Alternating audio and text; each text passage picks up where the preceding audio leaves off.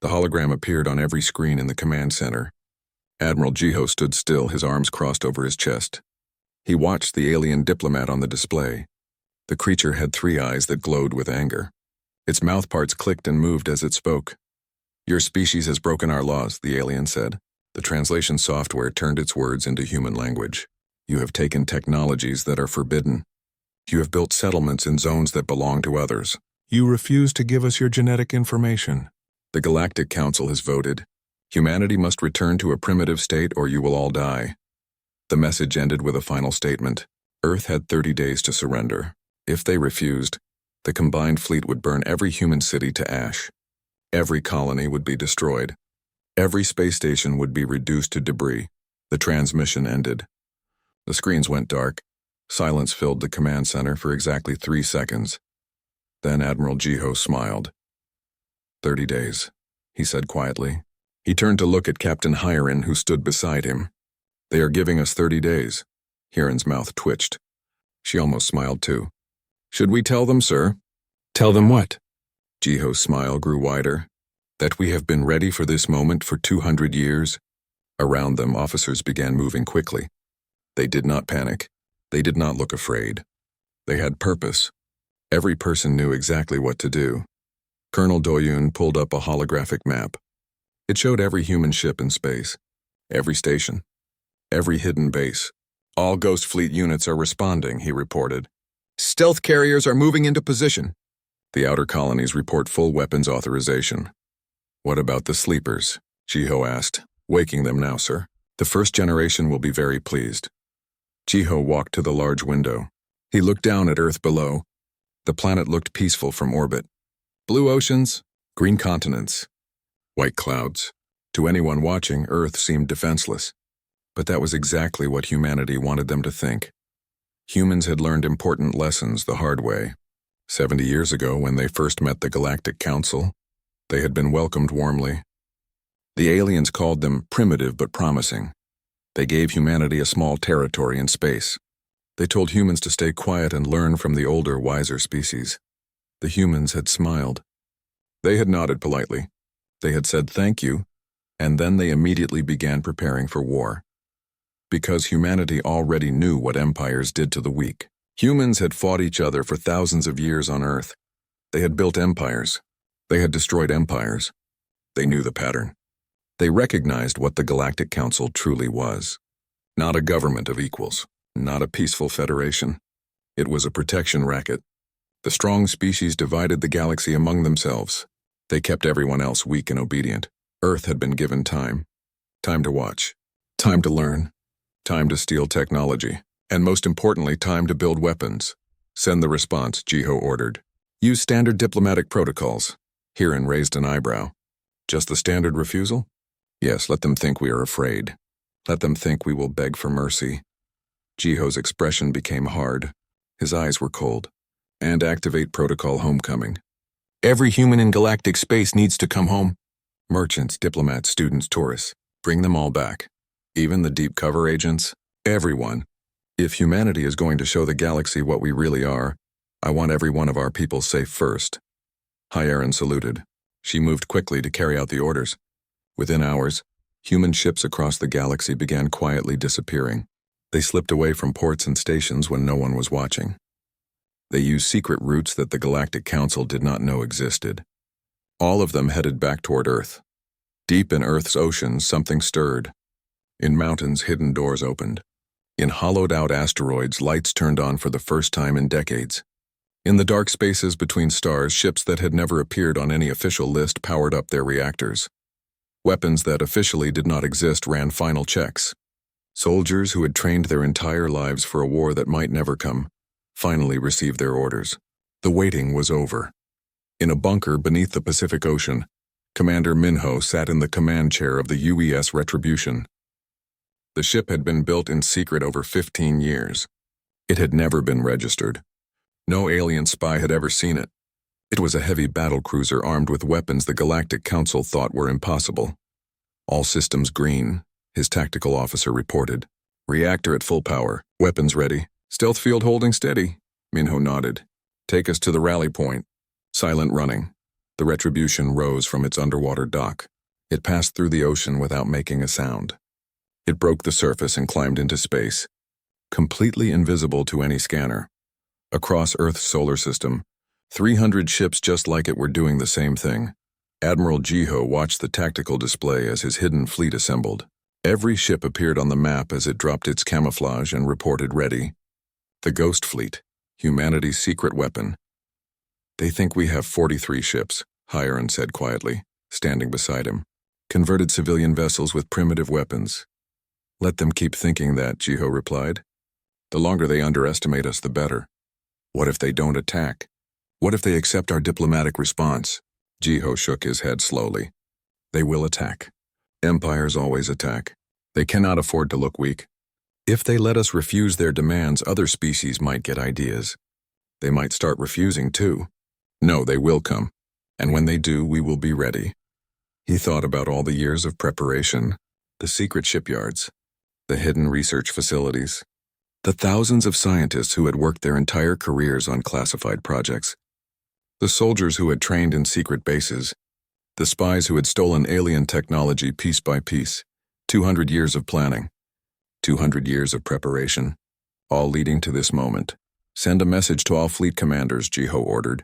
Tell them to remember their training. We are not trying to conquer the galaxy. We are sending a message. The message is simple. Humanity will not be intimidated. Humanity will not be enslaved. And anyone who tries to destroy us will regret it. The officers around him straightened. They knew what was coming. They had trained for this, prepared for this.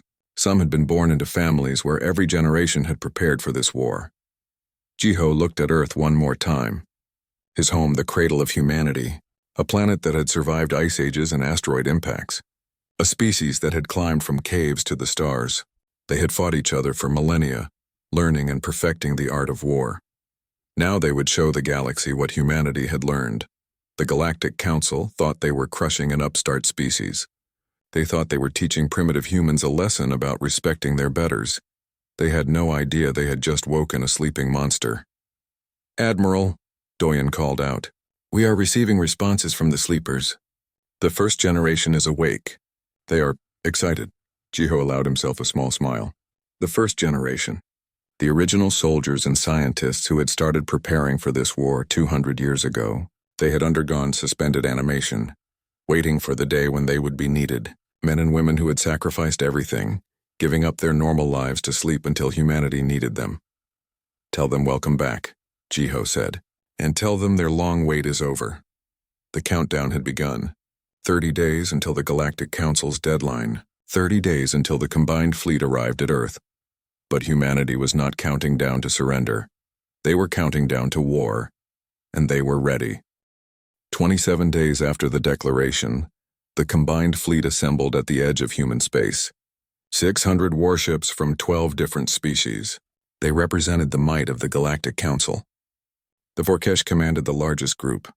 Their massive dreadnoughts carried plasma batteries powerful enough to destroy a planet. The crystalline Nether brought their reality-warping cruisers.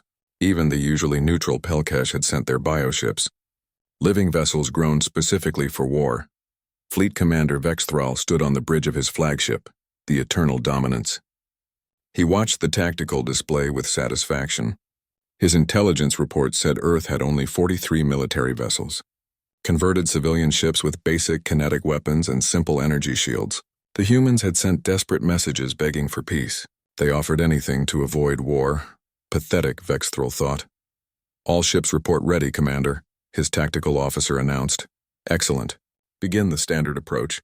Weapons free, shields at maximum.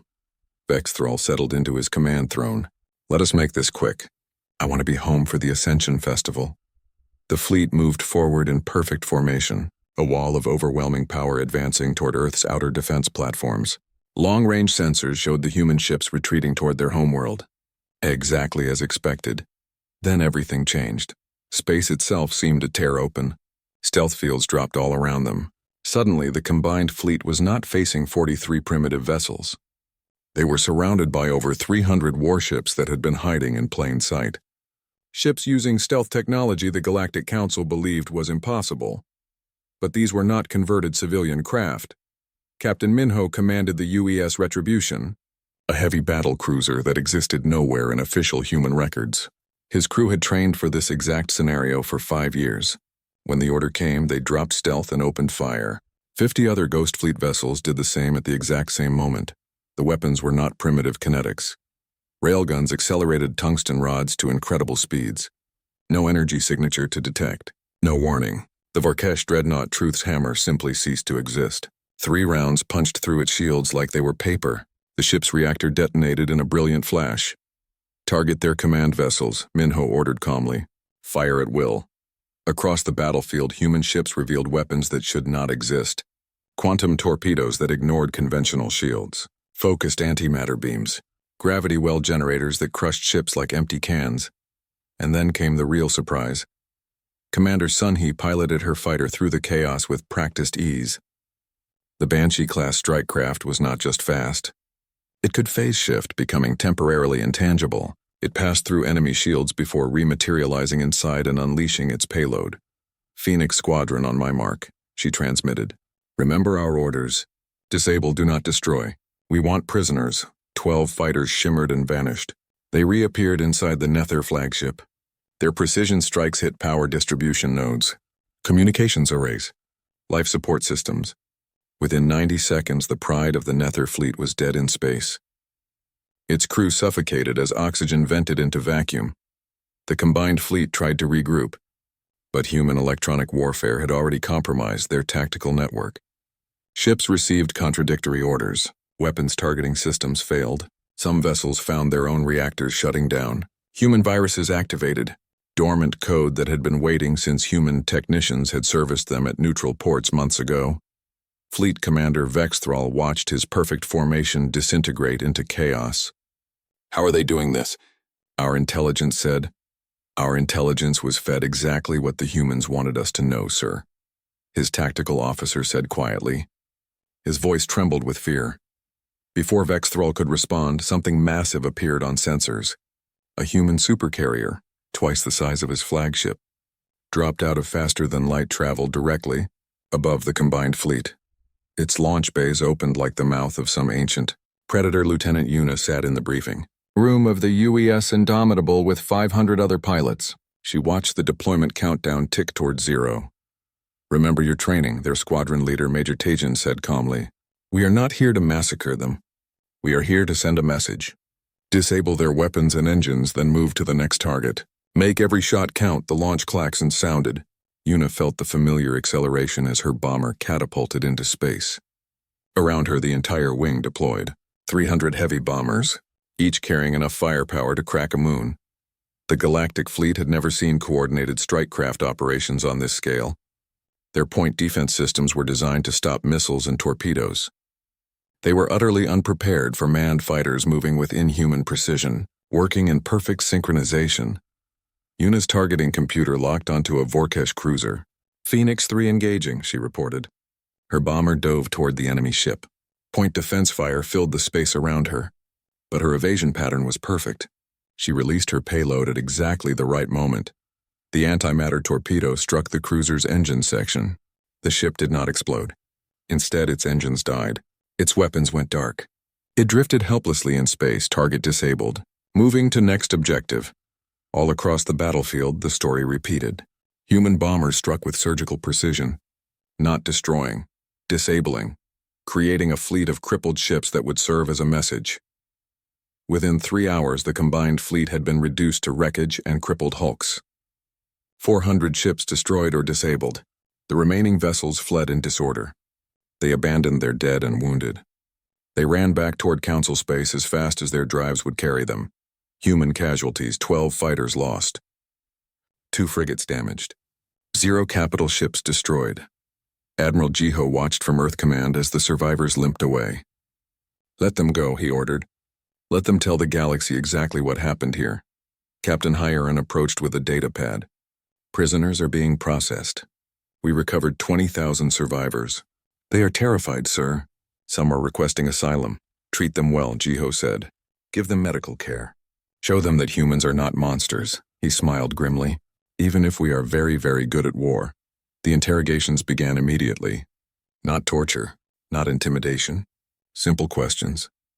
A captured Pelkesh officer sat across from Lieutenant Junho in a clean, well-lit room.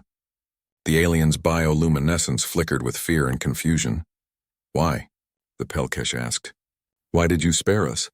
Your weapons could have destroyed every ship, but you disabled most of them instead." Junho leaned back in his chair. "Because we are not trying to commit genocide. We are trying to teach a lesson. The lesson is simple: leave humanity alone. But the casualties, your people barely lost anyone." "We trained for this," Junho said simply. "While the Galactic Council grew comfortable, we prepared. We studied. We learned. We built weapons designed specifically to counter yours." The Pelkesh officer was silent for a long moment. "The Council will send more fleets." "Let them try," Junho replied. "Every battle will end the same way. Because you are fighting a war you do not understand. You think war is about who has the biggest ships and the most guns. We know war is about strategy, about preparation, about understanding your enemy better than they understand themselves." News of the battle spread across the galaxy within hours. The official council channels called it a minor setback and promised swift retaliation. But the truth could not be hidden. 600 ships sent to crush humanity, 400 destroyed or crippled, the survivors fleeing in panic. On subject worlds throughout council space, people watched the footage and whispered to each other. For the first time in generations, someone had stood up to the council. Someone had fought back and won. Admiral Jiho stood before a holographic display showing the galaxy. Red markers showed council territory, blue markers showed human territory, and now scattered throughout council space, yellow markers began appearing: resistance movements, protests, civil unrest. "It has begun," he said quietly to Hyeron. "What has begun, sir?" "The fall of empires," Jiho replied.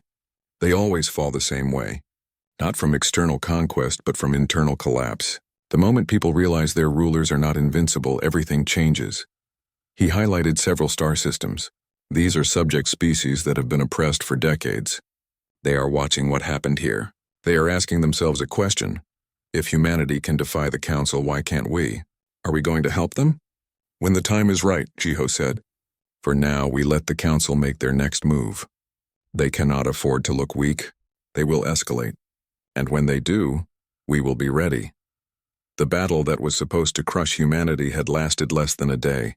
The message had been sent. Earth would not surrender. Earth would not beg. Earth would fight, and Earth would win. The galaxy was watching now. And the galaxy was learning that humanity was not what it seemed. The Galactic Council met in emergency session aboard Unity Station. The massive diplomatic complex floated at the galactic core. Representatives from 47 species gathered in the Grand Chamber. Their various forms of communication were translated by advanced AI into something resembling coherent discussion. What started as polite debate quickly descended into chaos. "This is impossible." The Vorkesh High speaker slammed 3 appendages on his podium. "No species developed such technology in 70 years. They were primitive when we found them." Counselor Kyung stepped forward into the center of the chamber. She was human, one of Earth's official diplomatic representatives. Everyone had assumed her position was ceremonial, a token gesture to make humanity feel included. She wore a simple black suit and carried no weapons, yet every species in the room suddenly felt the temperature drop. "Were we?" she asked softly. The chamber fell silent. "When your scouts first found Earth, what did they report?" Kyung's voice was calm, almost gentle. A species that had just achieved basic spaceflight. Still fighting among themselves. Primitive nuclear weapons. Resource depletion. Climate problems. You saw exactly what we wanted you to see. You are claiming first contact was staged? The Nether representative's crystals chimed with disbelief. Not staged. Engineered. Kyung smiled. "When our astronomers confirmed we were not alone in the universe, we had a choice. Announce ourselves loudly and risk being crushed by whoever found us first. Or be smart about it. So we prepared." She activated a holographic display. Images filled the chamber. Human history, but not the version the Galactic Council knew. "This is the Taejan Protocol drafted 140 years ago," Kyung explained. "When we detected your scout ships approaching our system, we mobilized. Every advanced facility was hidden. Every military installation was camouflaged. Our most capable ships were pulled back. We made Earth look vulnerable and divided. The display showed human settlements on Mars, on Europa, in the asteroid belt, all carefully disguised to appear far less advanced than they actually were. While your diplomats welcomed us to the galactic community, we studied you. We learned your languages, your technologies, your weaknesses. Human merchants were not just trading, they were gathering intelligence. Human students were not just learning, they were stealing. Every diplomatic exchange was a reconnaissance mission.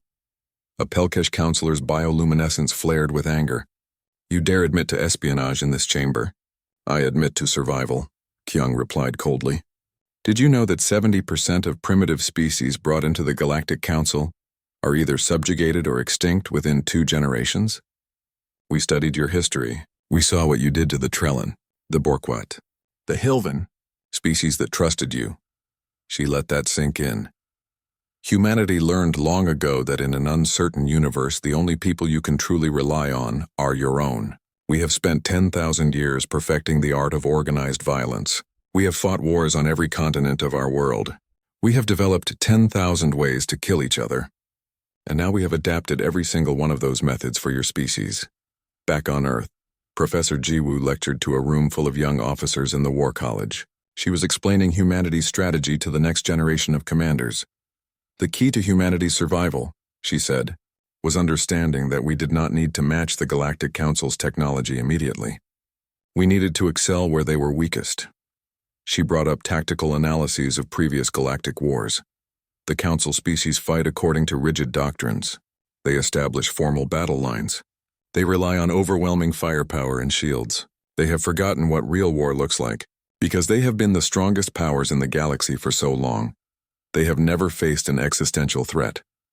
A young lieutenant named Wu Jin raised his hand. So we exploited their complacency? Exactly. While they built bigger dreadnoughts, we built stealth technology. While they enhanced their shields, we developed weapons that bypass shields entirely. While they created rigid command structures, we trained independent tactical units that can adapt on the fly. Jiwoo pulled up footage from the recent battle. Look at how the combined fleet responded to our ambush. They tried to form a defensive sphere, a textbook maneuver that works perfectly when you are fighting other Council species, but against an enemy that uses phase shift fighters, stealth bombers, quantum torpedoes? It was worse than useless. They concentrated themselves into a target-rich environment. Another student, Yanwu, asked a question. What about their superior numbers? They can field thousands of ships to our hundreds. Numbers mean nothing if you cannot bring them to bear effectively. Our stealth technology means we choose when and where to fight. Our superior logistics mean our ships can operate independently for months. Their fleets need massive supply chains and regular port calls. We have already destroyed 17 of their forward supply depots. Jiwoo smiled. They are learning what asymmetric warfare means. Back at Unity Station, Counselor Kyung continued her presentation. You declared war on humanity expecting an easy victory. You thought we would beg for mercy. Her expression hardened. Instead, you have awakened something you do not understand. Humanity does not just fight wars. We perfect them. We analyze them. We turn violence into science and strategy into art. Are you threatening this council? The High Speaker demanded. No, I am educating you. Kyung deactivated the display. The war you started will end in one of 2 ways. Either you accept humanity as an equal partner in galactic affairs, which means revising your laws, your territories, your attitudes, or you continue fighting, and we dismantle your empire ship by ship, world by world. You cannot be serious. The full might of the Council has already lost 1 battle catastrophically, Kyung interrupted. How many more defeats can you afford before your subject species realize you are not invincible? How many more before they start rebelling? Before your own member species begin questioning why they follow you? The chamber erupted into arguments, threats, panicked discussion. But Kyung noticed something important. Several of the minor species representatives were watching her with something that looked like hope. She had planted seeds that would grow into something the Council could not control. A Tamulan representative approached her after the session ended. The Tamulan were one of the founding species of the Council, powerful, ancient, and now clearly worried. Counselor Kyung, the Tamulan said quietly, my government wishes to open private negotiations with Earth separate from the Council. Why? Kyung asked, though she already knew the answer. Because we are pragmatists. We see the direction this conflict is heading. Better to make peace now than face destruction later. Kyung considered this carefully. I will relay your request to my government. But understand this. Humanity will not accept half measures. If you want peace, you must commit to real change. We understand. As the Tamalan left, Kyung allowed herself a small smile. The council was fracturing.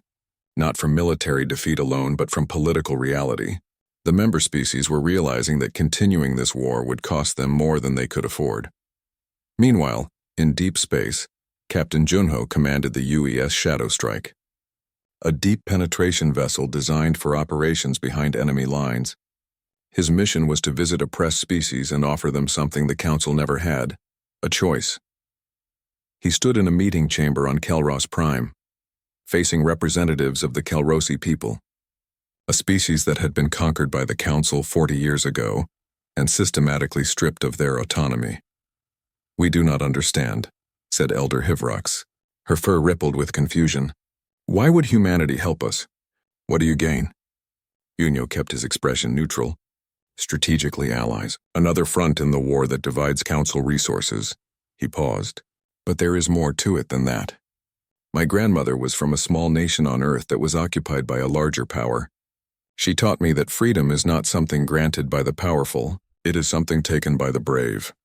He activated a holographic display, showing Kelrosi military installations, all carefully mapped by human intelligence. The Council keeps 4 garrison fleets in your system. They monitor your communications, restrict your trade, take 70% of your resources as tribute. In 2 weeks, those garrison fleets will be redeployed to fight us. That gives you a window. A window to do what? Hivrox asked, though her ears were already pricked forward with interest. To take your world back. Junho highlighted several key targets. These are their command centers. These are their supply depots. These are their surveillance satellites. We will provide you with weapons, training, intelligence. When the time comes, you strike simultaneously. By the time they realize what is happening, your world will be yours again. And then, the Council will send more fleets to crush us. Then we help you defend it. And we help you contact other oppressed species. And we build a coalition. Junho's expression hardened. The Council has ruled through fear and overwhelming force for generations. But every empire falls eventually, usually from within. Hivrox looked at her fellow Kelrosi leaders. She saw the same expression on all their faces. Hope mixed with fear. The desire for freedom battling against the reality of risk. We will need time to decide, she said finally. You have 24 hours. The war entered its 3rd month. The galaxy began to fracture. Captain Junho's mission on Kelros Prime had succeeded. Within days, human advisors were secretly training Kelrosi resistance fighters, teaching them tactics, showing them how to use the weapons Earth provided, how to strike fast and disappear, how to coordinate their attacks for maximum effect. Similar missions were underway on 17 other worlds. Lieutenant Commander Siora specialized in information warfare. She sat in a dark room aboard the Shadow Strike, surrounded by holographic displays. Her fingers moved across virtual keyboards. She was crafting messages that would spread across the galactic network. Her team had hacked into the Council's own communication systems, ironically using security vulnerabilities that the Council had been warned about by human technicians years ago. Warnings they had ignored. Broadcasting now, she announced. Across the galaxy on every major world and station a message appeared. It showed footage from the first battle. Not edited propaganda. Raw combat recordings. The images were devastating. The combined fleet shattered. Human ships moving with impossible precision. Council admirals fleeing in disarray. But the message that accompanied the footage was carefully crafted. The Galactic Council declared war on humanity to protect their power. They lost. Now they tell you we are dangerous, that we are monsters who must be destroyed. Ask yourself this question. Who started this war? Who refused negotiation? Who demands tribute and obedience from dozens of species while claiming to promote peace? Humanity offers an alternative, freedom, equal partnership. The right of every species to determine its own fate. We do not want to rule the galaxy. We want to free it. To any species tired of bowing to the Council, we stand with you. When you are ready to stand up, we will be there. The message was signed simply, the United Earth. Admiral Jiho watched the chaos unfold from Earth Command. Intelligence reports flooded in. protests on council worlds, open rebellion on subject planets, even dissent within the council's own military. The Pelkesh have withdrawn 3 fleets to deal with uprisings in their territory, Captain Hyerin reported. The Nether are recalling their ships to protect their home system. The Vorkesh High Command is screaming for reinforcements, but nobody is sending them. What about the Tamulan? Jiho asked. That is the interesting part. Hyerin pulled up a diplomatic message. They want to negotiate. Separately from the council, Jiho raised an eyebrow. One of the council's founding species wants to talk peace while the war is still active. They are pragmatists. They see the writing on the wall. Hyerin highlighted economic data. Human privateers have destroyed 40% of council shipping in the past month. Trade routes are collapsing. The economic costs are mounting faster than military ones. Commander Hagen entered the room. He was head of diplomatic intelligence. Sir, we are receiving covert communications from 6 different council species. They all want the same thing. Secret negotiations, terms for neutrality or defection. Jiho considered this carefully. The council is imploding. Not from military defeat alone, but from political collapse. Should we accept the negotiations? Accept them from the minor species who have been coerced into this war. Offer them generous terms, protection, trade agreements, cultural exchange. Show them that humanity's word means something. Jiho's expression hardened, but not the core council species. Not yet, they need to feel real pain first. Otherwise, they will just rebuild and try this again in 50 years.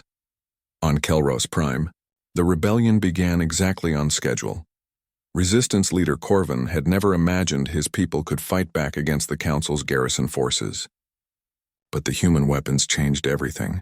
Portable railguns that could punch through military armor, EMP devices that disabled council communications.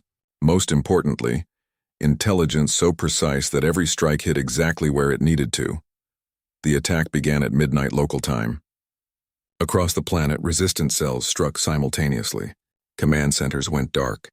Supply depots exploded. Communication towers fell silent. The council garrison, used to dealing with unarmed protesters, found itself facing a coordinated military operation. The main garrison fell in 6 hours. By dawn, the Kelrosi flag flew over the capital again for the first time in 40 years. Corvin stood in the ruins of the occupation headquarters, staring at a holographic message from Captain Junho. Congratulations on your freedom. Now comes the hard part. Defending it. Human ships are en route to provide orbital support. In the meantime, fortify your positions and prepare for counterattack. They will come. But you will not be fighting alone. Corvin looked at his fellow rebels, farmers, teachers, engineers who had become soldiers out of necessity. They were exhausted, bloodied, but their eyes burned with something that had been missing for 4 decades. Hope. News of the Kelrosi liberation spread like wildfire. Within days, 3 more worlds rose in rebellion. Within weeks, the number climbed to 12. The council's military found itself stretched impossibly thin, fighting human fleets in space, fighting rebellions on the ground. Watching their empire crumble from within, the council's response was predictable. They declared martial law across their territory, sent military governors to rest of worlds, increased tribute demands to fund the war effort. It backfired spectacularly. More species joined the rebellion. Even some council member species began questioning their leadership. Why were they fighting this war? What were they gaining? Why were they losing so badly? Lieutenant Commander Ciora watched the information cascade with satisfaction. Every council attempt to suppress the truth only made it spread faster. Every threat only hardened resistance. Every show of force only revealed their weakness. The narrative has shifted, she reported to Admiral Jiho during a secure communication. 6 months ago, the council controlled the story. They were the legitimate government. We were the upstart criminals. Now we are the liberators. They are the oppressors. Public opinion across the galaxy has turned against them. Public opinion does not win wars, Jiho said. No, but it ends them. Ciora pulled up data showing council military recruitment. Their enlistment numbers have collapsed. Desertions are up 300%. Member species are refusing to send reinforcements. They cannot sustain a long war. Not when their own people question why they are fighting. Jiho nodded slowly. What about morale in our forces? High, very high. Our people know exactly what they are fighting for. And they are winning. That was the crucial difference. Council forces were fighting to maintain an empire. Human forces were fighting for survival and for a principle, for the right of every species to be free. It gave them an advantage no amount of technology could match. Purpose: Captain Minho's battlecruiser, the Retribution, intercepted a Council supply convoy near the Horvath Nebula. 20 cargo ships escorted by 6 destroyers. The convoy was carrying supplies to a Council garrison. Minho's orders were clear. Destroy the supplies, disable the escorts, take prisoners if possible. The Retribution dropped out of stealth directly above the convoy. The Council destroyers never had a chance to react. Railgun rounds disabled their weapons and engines in the first salvo. The cargo ships, unarmed and undefended, surrendered immediately. Send boarding parties, Minho ordered. Take the cargo. Scuttle the ships. Treat the crews well. His officers moved efficiently. This was routine now. The 4th convoy they had intercepted this week. The Council supply lines were collapsing. Their forces in the field were running short of ammunition, food, medical supplies, everything they needed to fight. One of the captured Council officers was brought to Minho's ready room. A Vorkesh lieutenant who looked defeated and exhausted. You will be treated according to the conventions of war, Minho told him. You will be held until the war ends, then released. Why? The Vorkesh asked. Why show mercy? We came to destroy your species. Because we are not monsters, Minho replied simply. We are soldiers doing our duty, just as you were doing yours. This war is not your fault. It is your leader's fault. We hold no hatred for you personally. The Vorkesh was silent for a long moment. My government says you are barbarians, savages who must be exterminated. What do you think now? I think my government lied to me. Minho nodded. Then learn from this. When the war ends, go home. Tell your people the truth. Help build something better. Across the galaxy, similar interactions were taking place. Human forces treated prisoners well, provided medical care, respected cultural practices. It was strategic, yes. Good treatment of prisoners encouraged surrenders and undermined enemy morale. But it was also principled. Humanity remembered its own history, the atrocities committed in past wars. They were determined not to repeat those mistakes. Back on Earth, Professor Jiwoo updated her lectures to include the current campaign. Asymmetric warfare is not just about military tactics, she explained to her students. It is about winning hearts and minds. Every prisoner we treat well becomes a potential advocate. Every liberated world becomes an ally. Every act of mercy undermines the enemy's propaganda. The Council tells their people we are monsters. But when their soldiers are captured and treated humanely, when liberated worlds prosper under freedom, the truth becomes impossible to hide. We win the information war by being better than our enemies expect. A student raised her hand. 6 months after the war began, the Galactic Council was no longer the power it once was. 12 species had declared neutrality. 7 had openly allied with Earth. The Council's territory had contracted by 30%. And most damaging of all, their reputation of invincibility had been shattered forever. Admiral Jiho stood on the bridge of the UES Yamato, humanity's newest super dreadnought. He was leading a combined human and allied fleet toward Vexor Station. Intelligence indicated this was where the Council was gathering forces for one final massive offensive. One last attempt to crush the rebellion and restore their authority. All ships report ready, Captain Hyeron announced. Allied contingents from Kelros, Tamalon, and Horvath sectors are in position. Jiho studied the tactical display. The Council had assembled nearly 2,000 ships. Everything they could spare. It was an impressive force, but he noticed something important. The formation was defensive. Clustered around the station rather than positioned for attack, they were afraid. Open a channel, Jiho ordered. All frequencies. I want every ship in this system to hear this. The holographic projector activated, broadcasting his image across the battlefield. This is Admiral Jiho of the United Earth Defense Force. 6 months ago, the Galactic Council declared war on humanity. They claimed we were criminals, upstarts, a threat to galactic order. He paused. They were wrong about the first 2, but they were absolutely right about the third. In the Council fleet, thousands of commanders and crew watched this transmission. Some with fear, some with anger, many with uncertainty. Humanity is a threat, to oppression. To any government that believes some species are born to rule while others are born to serve. Jiho's expression hardened. You started this war to put us in our place. Instead, you have shown the galaxy that empires built on fear are fragile. That power without legitimacy is temporary, he gestured. The tactical display shifted to show the fracturing council territories. 17 species have liberated themselves in the past 6 months. 12 more have declared neutrality. Your empire is crumbling, not because of human military might alone, but because you built it on fear instead of respect, and fear evaporates the moment someone stands up and fights back. On the surface of Kelros Prime, Elder Hivrox watched the broadcast with her people gathered in the central square. When the human admiral spoke of liberation, a cheer went up from thousands of throats. Children who had been born under occupation were seeing freedom for the first time. Aboard the Council flagship Eternal Unity, Supreme Commander Vex Thrall stared at Jiho's image with undisguised hatred. This was the same commander who had led the disastrous first attack. The attack that had begun the Council's downfall. He is trying to demoralize us, Vex Thrall snarled. All ships prepare to engage. We will crush them with pure numbers. But his tactical officer looked pale. Frightened. Sir, energy signatures suggest the human fleet has significantly more firepower than our scans initially indicated. They are masking their true capabilities again. Before Vexathrall could respond, Jiho continued his broadcast. I am not here to destroy you. Believe it or not, humanity did not want this war. We wanted peaceful coexistence, trade, cultural exchange, partnership. His voice took on an edge of steel. But you gave us war. So we mastered it. Here is what happens next. You have 2 choices. First choice, stand down. Agree to peace negotiations. Recognize humanity and our allies as sovereign equals. Reform your government to give actual representation to all species.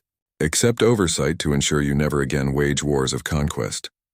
Second choice, fight, and we will dismantle your fleets ship by ship. We will liberate every species you have subjugated. We will turn your empire into a story told to frighten future tyrants. Jiho leaned forward. His eyes were cold, hard. Choose quickly. You have 1 hour. The transmission ended. Commander Minjay aboard the stealth carrier Wraith monitored Council communications as chaos erupted across their fleet. Some commanders argued for attack. Others advocated surrender. Several ships were already powering down weapons, requesting asylum, asking for permission to withdraw. The fleet is fragmenting, Admiral, Minjay reported. 40 ships have requested permission to withdraw. The Nether contingent is refusing to engage. The Pelkesh are breaking formation. Jiho watched the tactical display. The Council's united front was crumbling in real time. This was the true art of war. Winning before the battle even began. Making the enemy defeat themselves. Finally, a transmission came from Vexathrall. The Supreme Commander looked like he had aged 10 years in 1 hour. His posture was defeated, his voice hollow. The Council agrees to negotiate. Jiho nodded slowly. Wise decision. All ships stand down. Maintain defensive positions but do not fire unless fired upon. The peace talks took place aboard a neutral trading station at the Galactic Rim, far from Council space, far from Earth. Neutral ground where both sides could meet without fear. Councillor Kyung led the human delegation, flanked by representatives from the newly liberated species. Across the table sat what remained of the Council's leadership. They looked diminished, defeated. The proud empire reduced to desperate negotiators trying to salvage what they could. The terms were harsh, but fair. The Galactic Council would be dissolved. Reformed as the Galactic Union, a true representative body where every species had an equal vote. No species would have special privileges. No species would pay tribute. No species would be subjugated. Humanity would receive full membership and significant territorial concessions. Recognition of all human settlements and claims, freedom to expand and develop without restriction. All subjugated species would be granted immediate independence. The Council would provide reparations for damages, would help rebuild worlds they had exploited. Council military forces would be reduced by 60%, subject to independent oversight. Never again would they be able to threaten peaceful species. Most significantly, humanity would provide the peacekeeping force during the transition period. Earth's fleets would ensure the terms were honored, would protect the newly free worlds from any attempts at reconquest. High Speaker Vexthral signed the treaty with a trembling appendage. His pride broken, his empire destroyed. You have destroyed an order that stood for 10,000 years, he said bitterly. Kyung met his gaze steadily. We destroyed an empire built on lies and fear. What we are building now, a union of truly equal partners, that will last far longer. She stood and addressed all the representatives present. Human and alien alike, this is not a victory for humanity alone. This is a victory for every species that values freedom, every people that believes in self-determination, every civilization that wants to build something better than empire. The old order is dead. We killed it. But the new order must be built together, by all of us, learning from past mistakes, creating something that serves all species equally. The signing ceremony concluded. Ships began departing, council fleets returning to their home systems, human fleets escorting liberated worlds, ensuring their safety during the transition. Weeks later, Admiral Jiho stood in the same command center where the war had begun, watching as the last human warship returned to dock. Earth hung in the viewport, beautiful, fragile, victorious. Captain Hyeron approached with a datapad. Final casualty reports.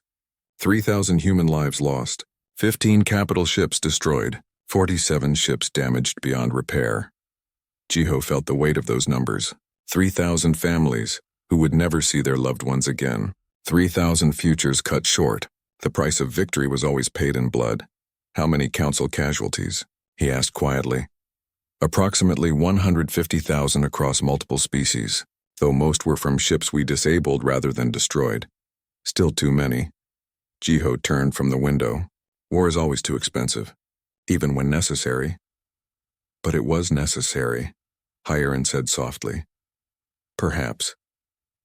Jiho thought about all the species now rebuilding their worlds in freedom, about children who would grow up without occupation, about a galaxy that might finally learn to resolve differences through dialogue rather than domination.